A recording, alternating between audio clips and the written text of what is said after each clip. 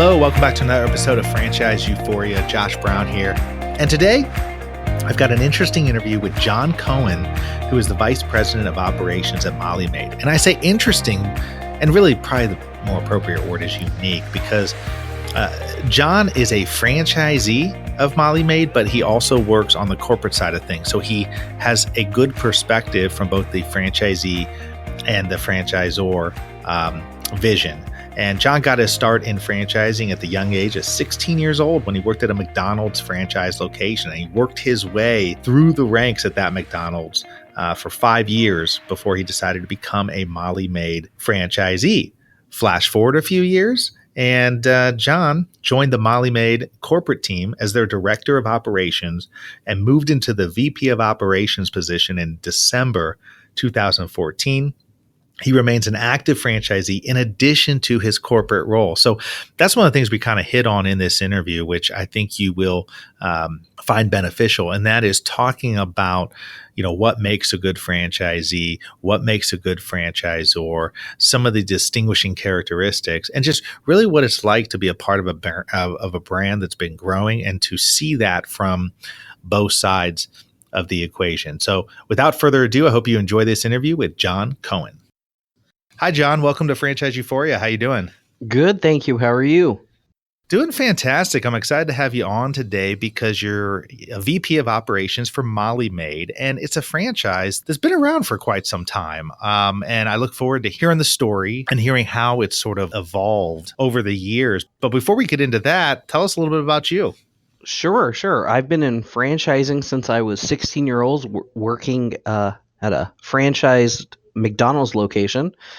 Became a Molly Maid franchise owner at 21, and 5 years ago took the VP of operations job for Molly Maid and have been in that position ever since, and am still a Molly Maid franchise owner. Well, so that's fascinating. And I love that. You're perfect for this show because you have experience on both sides of the franchise equation, which is pretty unusual. I imagine I'm not the first person to tell you that. Talk to me a little bit about, first of all, your experience at McDonald's, because I think that's fascinating when you were obviously a kid.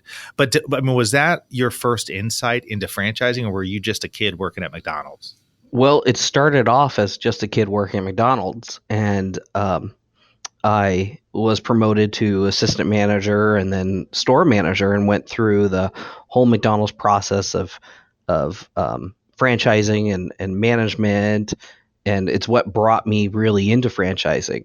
My owner owned 6 stores at the time, and I was just fascinated by the model and how McDonald's supported their franchisees and just what you could do as a franchise owner. So it's really what pushed me and elevated me to look at doing something more independent, never thinking I'd be where I am today.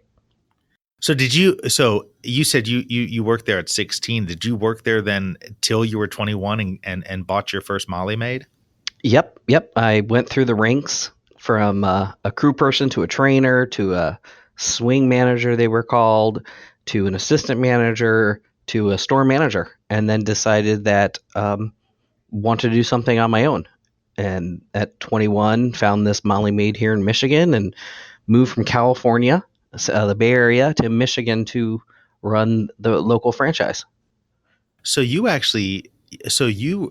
moved, you were living in California and then you moved to Michigan just for the purpose of buying into the franchise. Correct. So when you went through the process, and this is always something that, is top of mind for listeners of this show and anybody who's looking to buy a franchise, tell me, obviously there may not have been much of a process you went to because you were 21 years old, right? So that's very, very young. But if there was a process you went through in terms of deciding what kind of franchise to buy into, what was that process? Okay, so we're going back now to 1997, actually 96. So internet wasn't what it was today, 21 years later.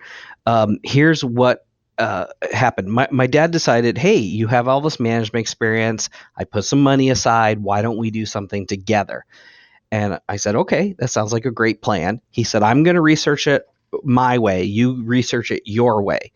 Well, my way was going to the library, doing a tiny bit of research online, but there wasn't much out there.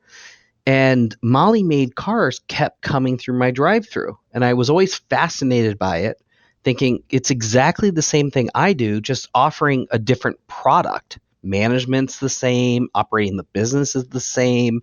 So it was very interesting to me. At the same time, my dad went through a book, and it was the top 100 franchises or something like that. And he had found Molly Maid. He called Molly Maid, and they said, "Hey, we've got this one location for sale. We own it." And when we got back together, I told him about Molly Maid. He said, "Huh, I called them." So it was just serendipitous that we both had the same idea, and that's how we wound up getting into Molly Maid. Oh, that's fascinating. So, I love that you were working at McDonald's, kind of working your way up, and then you're seeing these cars kind of go through the drive-thru, and that gives you the insight into it. And I think something you said, which was really intuitive, that frankly a lot of people don't think about when they buy a franchise, but it's real important. Is you look at it from what are the skills I bring to the table right now, and is that going to change? Am I going to have to learn something new, or is this a continuation of what I'm already doing? And so you obviously realize that obviously McDonald's is serving burgers and fries and everything else, but it's in the service business, and that's what you're doing with Molly Maid as well. Yes, and I never looked at it quite that way, but you're right. I did identify what skills I had to offer the business and what could get us a quick launch, and that made a lot of sense. I never looked at it that way, though, so thank you for that. Well, I mean, it's just funny because when I talk to people, and when people contact me, I'm always amazed, John. There are people, people come to franchising. You know this. I mean, from being involved, with Molly Maid for years now. People come with all sorts of different backgrounds, right? And one of the things about franchising is that in some systems you don't have to have a particular background that suits itself, but still it helps. It helps to have something that is transferable, like a skill that's transferable from something else. But it's so funny when I'll talk to people sometimes. I go, "Why are you looking at this franchise?" And the answers are always, "Oh, well, I just always see them around," or they never seem to fail. I go, "Yeah, but what kind of skill? I mean, what are you bringing to the table here? What kind of experience do you have doing this sort of thing?" And I'm always amazed at how a lot of times that doesn't match up, and it's one of the factors I believe as you're looking into a franchise system, you should be looking at closely, because we're in a competitive marketplace. So no matter what you do, whether it's regular business, franchise business, you're always looking for a leg up, and so you're always going to be benefited by the fact that if you've had some sort of skill or something that's transferable over, that you could reduce your learning curve, to buy into the system. I'm curious. I mean, when you bought in at 21, so that was, a number of years ago, how big was the Molly Maid system at that time? Well, actually, I don't know what the sales level was. I think consumer sales might have been 40 or 50 million, but I doubt it was even that high. Well, how many locations? I mean, how many locations did they have? Do you know? I believe 180, maybe 170 at the time. Okay. Locations were much smaller back then. So territory sizes were about half, if not even a third of what they are today. So one thing that we discovered over time is it's great for us to set a Molly Maid up for success, not only today, but for the future. It really is the synergy of the franchising model. If we help make franchisees successful, they help make us successful, and it's just this big circle that keeps going around. And I think because the system was still so new, they were trying to tweak it to find out what was going to make best for both the franchisee and the franchisor. So tell me, for the folks out there who may not know what Molly Maid does, I mean, I think generally people do. Tell the audience about the Molly Maid franchise system. So we are a house cleaning business. We prefer to be considered a premium service. We pride ourselves in customer service and showing up, and when we say we're going to show up, and being committed to quality at all times. The best thing I can offer, though, is we give customers a gift of time so that they can spend time doing things with their family, their loved ones, or animals, doing the things that they love, and not spending time cleaning homes. We've got a system down, so we usually do it quicker than the homeowner can, and we just allow people to enjoy life. So as you start off with the Molly Maid franchise, and you're a franchisee at this particular time, um, did you start off right away and hire people to come in and help with the cleaning and so forth, or how did you set the business up? Yeah, so I bought a resale. At the time, it was a small resale. But even if it's somebody today, we always hire someone to clean the homes. That's the one thing that owners should not be spending time doing. They cannot grow their business. They cannot focus on the customers if they're out cleaning. That's not to say that they're above it, or they shouldn't have had practice doing so, because we teach them here in Michigan how to do that. But they need to spend time working on the business, not working in the business in that way. It's the Michael Gerber philosophy, right? Working on the Yes. business instead of in the business. So how many franchises did you own that one, or did you grow your own portfolio of franchises? So unit wise, I started with that one, and we currently have 6 today. But we run those out of 2 locations. So we have one in Livonia, Michigan, and we have one in Ann Arbor, Michigan, which is also where Molly Maid headquarters is. And then how does the transition, well, how did you make that transition somewhat, because you're obviously still own those franchises, but just in terms of what you were doing, to then becoming the VP of operations for Molly Maid? So 2 things happened. Number one is I had gotten my franchise in a good spot and was spending less and less time in my location, and wanted to do something different. And it was just serendipitous that our president needed someone to head her ops team, and her and I started discussing it, and she thought it would be a great idea to have me join the team. So she asked. I said, okay. We said we'd try it for a year. That was 5 years ago, and I'm still here. I hope she's still That's enjoying good. that.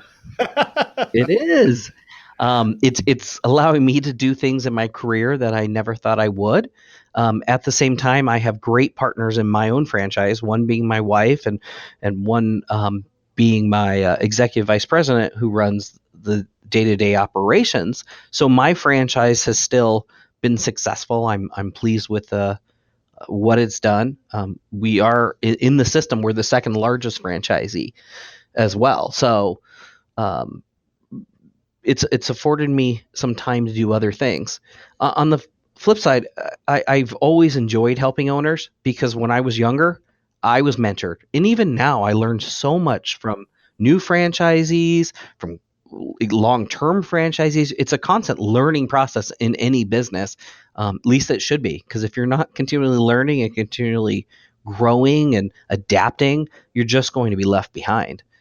So that was really the transition, and I've worked on my leadership and skills in this role, and learning how to move an operations team forward, and franchisees forward, and it's been an exciting venture. So are you involved then with helping new franchisees, whether they come in through a resale or a new location or whatever the case may be, but do you help them sort of get started on the right foot? Yes. Okay, so that's where you come in. So you're visiting a lot of, I imagine you're on the road a lot. Is that what it sounds like? Or at least people on your team are? Yes and no. So I have a team who really handles the new franchisees, while I'm part of their training, and I do a lot of communication with the new franchisees. We have 6 franchise consultants, and then a project manager and training manager who handles what we call Sure Start process, which is getting the onboarding of the franchisee, and then they shift over to the franchise consultant. But yes, I am traveling a lot, because at the same time I work with the franchise consultants, always pushing them to do better. Sure, if there are some situations where franchisees need some more help, I might also go and visit one. I also hold market meetings. I try to do about 6 a year, where we go into market, pull all the franchisees together, and have a local meeting where it's a little more intimate than a convention or regional. Well, so you know what's interesting? You know what I really like about the way that you've done this is that, I always think it's important um, that franchisors keep in step and sort of have their feet on the ground with what's going on with franchisees. Because I think it's sometimes in systems where the franchisor doesn't have any or very many either corporate owned locations, or like in your case where you're still a franchisee, you've got six of them. That kind of keeps you on the ground level as to, hey, I understand what's going on in your business day in and day out, because you're living it. I mean, you're living it with your six locations of franchisee. I gotta think that helps you in your other role as the VP of operations.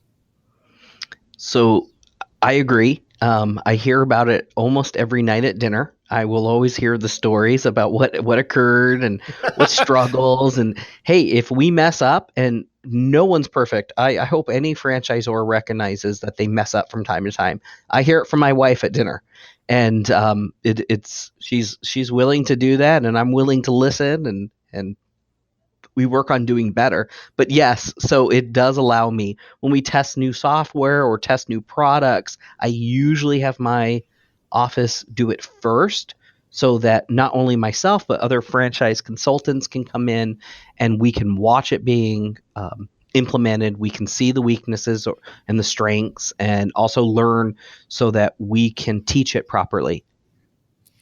What's it been like for you working as part of, one part of a much larger team in the franchisor context? When you mean that, you're referring to Dwyer? Oh, either Dwyer or any, just when you're on the franchisor side of things. I mean, especially with a company like Molly Maid and they're, them being part of the Dwyer group. I mean, obviously you're working within, a very sophisticated corporation, very sophisticated operation. So I'm just curious because, there's a lot of folks that, when I'm working with folks and I'm helping them transition from being just, the entrepreneur who created something and now they're turning it into a franchise brand, right? And now they've got to oversee an entire system. It's a different mindset. There's different challenges, there's different relationships, all that sort of thing. So I got to imagine it was somewhat of an adjustment going from worrying about, your one location all the way up to your six locations to now worrying about all locations. That's a very insightful question. And, um, you know, it's the 80-20 rule. When we make decisions, we always want to make them for the 80%, because there's going to be those 20% we need to help along. So, yeah, when we have 240 franchises currently, and we always want to hit that 200. If we can hit that 200, we know that we've got something special, and we'll continue to push the other 40 along.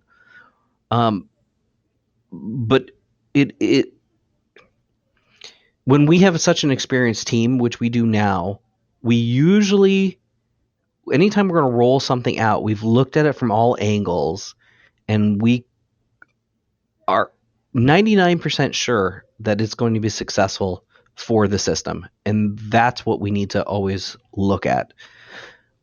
One, I can tell you, if someone's an emerging brand or starting out and they have a few locations, and this was no different than me as franchisee. I had a mentor who always told me, think big, think double the size you are, think 10 times the size you are, think 100 times the size you are, because you're going to get there. And whatever decisions you make today, if you have to reverse them later on because you didn't think this through in the long term, it's going to cost you. And so no matter what it is that we do, either as a franchisee or a franchisor, I'm always looking at it from that perspective.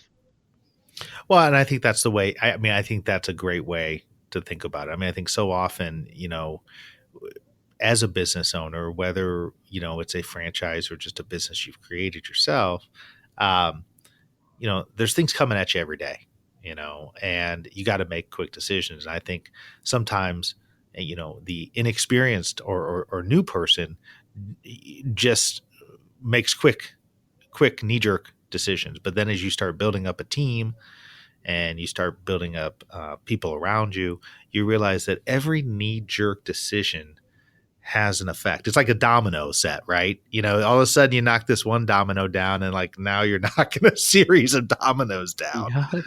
And it's hard. I mean, it's hard to do that. And so I think it's really an insightful thought on your end to make sure that you're thinking about, 3, 4, 5 steps ahead, because that's what you have to do if you're gonna ultimately reach goals that sometimes you can't even imagine for yourself, but that you aspire for.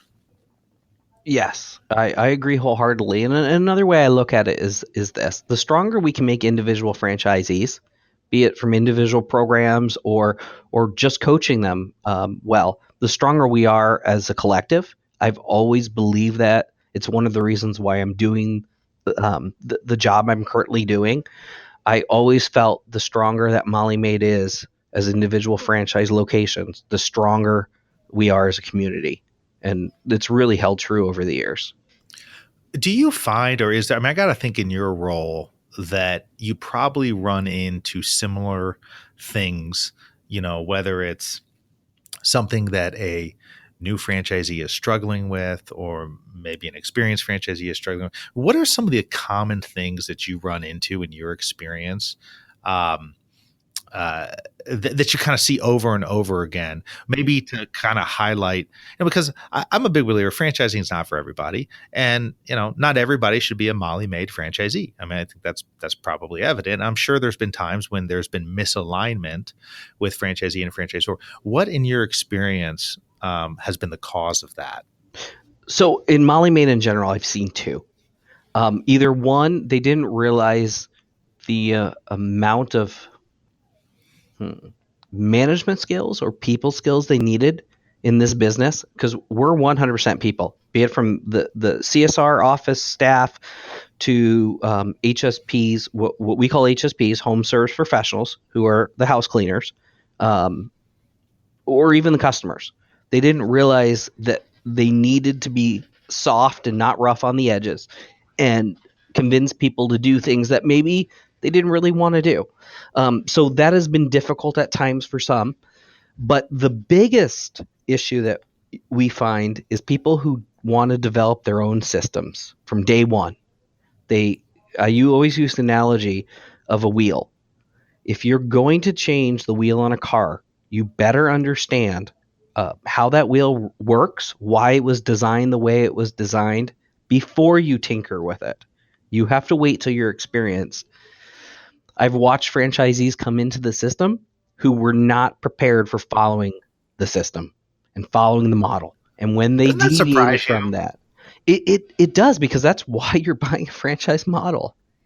Why? I know it's so strange. It happens all the time. I knew you were, I could have told you that answer before I even asked it, because I just hear it so often. I just wonder why that's the case. And I routinely talk with people, and I hope to speak to them before they buy, where, after I talk to them, I go, I just something I've observed. And they say, yeah. I say, we've been talking now a couple times about this system, and you've already told me about 20 things you would do differently. Why are you looking at this system? I mean, you gotta believe in the system. That's not to say that over time you're not going to earn the right and ability. And I'm sure on your end, John, that you probably reach out to franchisees and want to get insights into things that could be tweaked. But I think that that's an earned right that you get after you're a part of a system for a while, as opposed to coming in and thinking you're just going to operate the thing differently. So I've identified 3 types of people who this typically happens to. I would say number one, and the most often is an engineer. Engineers are always about tweaking things, putting a system together. It's how their mind works. It has nothing to do. We don't take it personal, and those are the easiest to work with, because we beat it in their heads. You got to stop thinking like that. Stop thinking like an engineer. You got to start thinking like you're part of the systems. So it's really hard for them to turn that off. So I've learned to channel that in different ways that is helpful to the system. They just have to allow me to do it on my schedule when I think they're ready. So that's number one. Number two is, people have different levels of ego, and some people say, I'm in their mind, they're better than the system, and they can walk in and do a better job than the system instead of learning the system. That's difficult. It can be. And then number 3 is the person who came in thinking that they didn't need to work in the business. It was a real misnomer there. So they're already adapting the system to get themselves out of the office, doing what they want to do every day. And you can't start off that way. It's just, that's not our system. So, and we're not an absentee ownership. We need that owner in the business caring about the business every day. No, I love that you said that, because first of all, that's a big misnomer in franchising. I've done episodes on this in the past and blogs and so forth. This whole idea that it's like a business in a box and you just like turn on the switch and there you go, you're making all this money. I mean, it's just such a false narrative. But there's so much, bad information out there that drives that narrative. And even if you are an absentee model where, you don't have to be there as an owner, you still have to be monitoring everything. And it still takes time to get things set up. You can't just become a franchisee and think, here's the manual, here's what I do, and it's just going to go on autopilot. And it's really a shame and sad to me when people think that that's what they're buying into, or that's what they should expect to be buying into. Right? No, it's a human investment. It's an investment in yourself and your people. Well, I really appreciate you coming on. Again, I feel like we could talk for a while, and you've got a great story, and I think it's really fascinating that you've been on both sides of the equation. If somebody wants to learn more about Molly Maid, where should they go, or who should they get in touch with?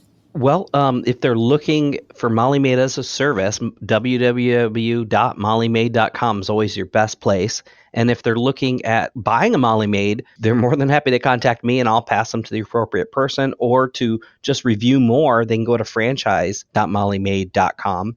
Oh, thank you again, John, so much. Congratulations to you and all your successes. And thanks for coming on and sharing a little bit of your insight. I really appreciate it. You're welcome. Have a wonderful day. Thanks for being with us today on the Franchise Euphoria podcast. If you enjoyed this episode, please be sure to go to iTunes and provide a review. Also, please remember that although Josh Brown is a licensed and practicing attorney, nothing contained in this podcast should be construed as legal advice, because it is not. The information contained in this podcast is general and educational in nature, and none of it should be relied upon as legal advice. That being said, if you have questions for Josh and would like to contact him, please email him at josh@franchiseeuphoria.com. Thank you so much for listening, and we hope you tune in to our next weekly episode.